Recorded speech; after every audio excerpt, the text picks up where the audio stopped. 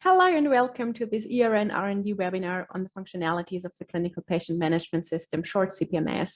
My name is Tamara and I am one of the two ERN-RND CPMS help desks together with my colleague Sanja, who you might also encounter as chair of the ERN-RND educational webinar series on rare neurological, neuromuscular and movement disorders. If you're interested in the webinars, you will find them on our website in the education and training section. Both Sanja and me are always there to support you when using CPMS, so the take-home message of this video really is that you should never hesitate to drop us a mail. I will now start with a short introduction to the CPMS and where to find more information on how to use it. Afterwards, we will dive into it and I will step by step show you its functions. Please note that this webinar refers to the CPMS in the version updated in March 2021. So let's have a closer look at what the CPMS actually is. In a nutshell, the CPMS is a platform for e-consultations connecting you to experts on rare diseases from all over Europe. It is the best way to exchange sensitive clinical data as it is completely secure and in accordance with GDPR, the European Data Protection Law. It allows you to update and view all medical documents, including DICOM files, and it will automatically de-identify some document types to keep patient information private. So what you can see here is our email address, which you will find on all the documents and on the website multiple times, so you can quickly reach out to us. So talking about the website, this is where you will find all the information you will need. So you go to ERN-RND.eu and you select from the menu on the top, online case discussions with CPMS. And then on the side in the navigation, you see my favorite subsection, which is how to use it. Here you will find all the explanations and helpful documents. So this is what the how to use it section looks like. It reminds you of all the steps you should take in order to make your CPMS experience a success for yourself and your patient. So in order to use CPMS, you need to create an account. And as you can see here in blue and in brackets, you will find our registration guide on the website. In order to get familiar with CPMS, you can receive online training by Sanja or me in a private video call where we help you with your first steps. Also, there is a training platform that I will also show you in a moment that provides you with a safe environment to test everything within the system. So if you have never used CPMS before and you're interested in trying it out after seeing this video, you can ask us for the login details. This applies especially for those of you that are not yet members of ERN-RND. Also, I recommend all of you to download the user guide, which you find linked here under the second point, also again, blue and brackets.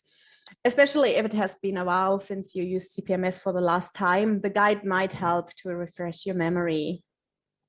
Before you can enter a case into CPMS, you need to obtain the patient's consent to share his or her medical data with the ERN network. Linked here on the website, here, you find the patient consent form available in 25 European languages. Once you have the patient's consent, you're good to enroll your patient in CPMS, and I will show you how to do that in a moment. Afterwards, you should immediately send us an email that you entered the case and want to participate in a video call with other experts to discuss it. It would be great if you would already tell us what kind of expertise would be helpful for your case and what you wish for an outcome, for example, diagnosis or treatment. Finally, it makes everything easier if you provide us with some time slots that generally suit best for you. We will then organize a meeting for you and invite suitable experts according to your requirements.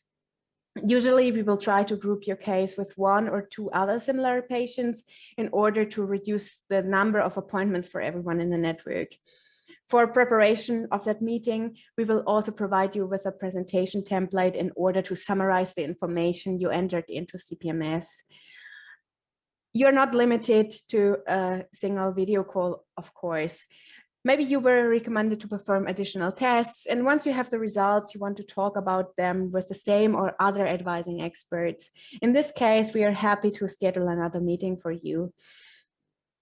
But once you came to an outcome, please write it down in the CPMS. And finally, remember to close any panels for which you reached a conclusion. This is very important in order to maintain the system. So as you now have an overview what to do with CPMS, let's have a look at the actual platform. So this is the training environment that I mentioned before. I already logged in. So the real CPMS has a blue banner instead of green, and it has a three-factor authentication. So you need your mobile phone for it. But otherwise, the training environment is exactly the same. And here you're free to test and get familiar with CPMS. For example, you can enroll a patient like I will do to show you now. So the starting screen is a bit full, as you can see, but we ignore that entirely and jump to those two important buttons on the top, ERN and Center. In ERN, now you can see all the panels that were created within ERN-RND. However, you will only see details for those you were invited to join. There's a section for the panels you created, my panels, and there is also one for the ones you were invited to, the contributing panels. Also, there is a task list over here where everything appears, every action that was triggered within one of the panels. So for example, when meetings were scheduled, or if you were asked to provide more data for your cases, or if someone else provided more data for theirs. So we now go to the center. So here you can see all the patients from your hospital only in the center application. So here we see all the patients of the center in the patient list, and here we can enroll a new patient. So first of all, we have to fill in some basic required informations. So you see in red and with asterisks, this is mandatory to fill in. So for date enrolled, we have this nice picker of today.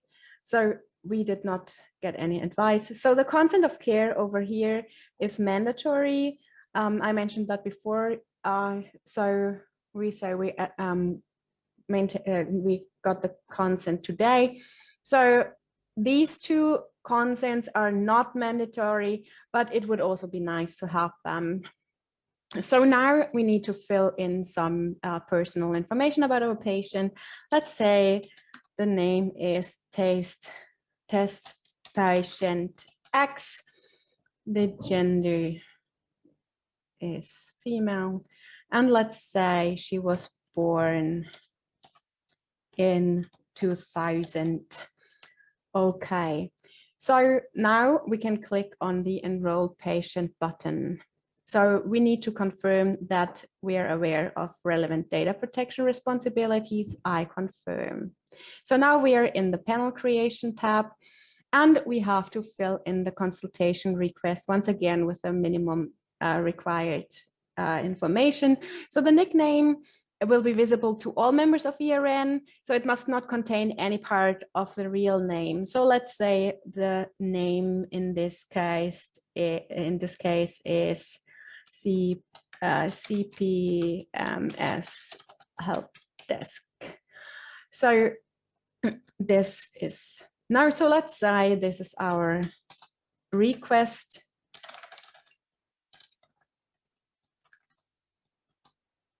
And this is then treatment. The point of care specialist would be, in most cases, me. And this is a dystonia case. So once we filled this in, we can click on the Save button. And once we saved, the Close button appears, and we can close this, and we end up in the main menu. We are now in the panel progression. So the main menu here has a flexible tab system where we can trigger all the actions we want to. So on the side, we also have the timeline, which is basically a chat function. So for example, I can write something here, and If I want to save it, I have to decide whether this is a comment or a task. If I click on task, it will appear as an action for the panel lead. So let's say this is a comment. So we have the consultation form here, which we can edit on this button in order to add more information. So this is a very elaborate menu on the side. So unfortunately, this is still work in progress to tailor this according to ERN-RND's need. So I will show you what we consider most important right now to fill out in order to give your colleagues an impression what your case is about. But of course, you're free to fill out anything or leave empty whatever you want. So we think that in the patient information, you have, first of all, you have to choose a country of residence. So we do that. And then we can add a functional status and or disability. Here we have an option that says text, where we are then free to just describe with our own words. So we think this is maybe an option you want to use. So then there's also the history of past illnesses and disorders. Here goes the same. You can add past disorders and you can enter a description here. Finally, there is also the medication summary, where you can say that after clicking yes, you can add medication, which is also helpful for your colleagues to understand what happened so far. The other section also provides you a field where you can enter just with your own words all the information that you might find helpful to describe your case. So I leave this and I go back to the consultation form and to the tab system. So we also have this very nice attachment tab over here. Everything you upload here is conveniently available also for the panel members to view. So under panel members, I can see who I invited and also who is available to be invited. Here I can see all the members of my thematic area, or if I click here, the entire ERN. So I will invite test user 3 now. And as you can see, now he appears in the invited tab, and I can also accept on his behalf. We recommend not to use the button over here, the coordinator assistance, but rather send us an email. This way we know more precisely what kind of assistance you will need. So the meeting tab here and the schedule meeting button, I will skip for now, as you will not need them if you ask us for assistance, which in most cases you would probably prefer. However, very important is the contributions and outcome tab. So if you're invited to a meeting and you can't attend, you can leave a contribution here. So basically based on what's on the platform. So also very importantly, you should make use of the request additional data button if you're part of a panel. So this why you can ask the panel lead to provide you with more than is already present. So finally, after a meeting has taken place and after you use the chat function and requested all the data, maybe an outcome was reached. So if you're the panel lead, you can edit the outcome here. And you remember, please, you should always write an outcome and close the panel. So we say DBS, remember we had a DBS patient, is recommended for my patient. So this is enough for now. And we say that we found this extremely useful.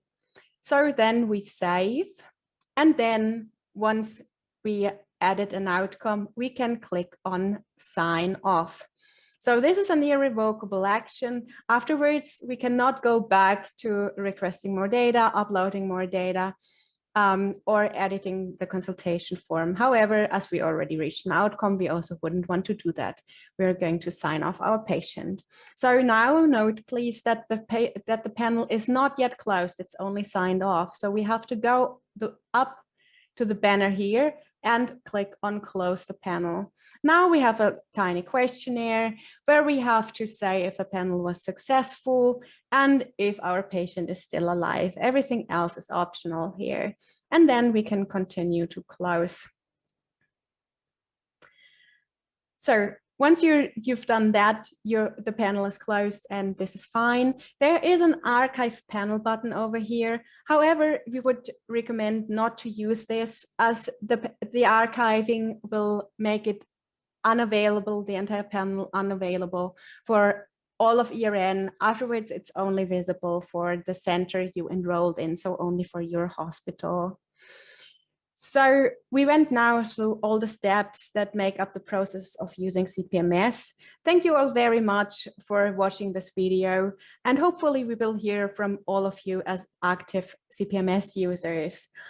Please drop us an email if you have any questions. I'll show you once again our email address. You'll find it all over the website. We're looking forward to you getting in touch.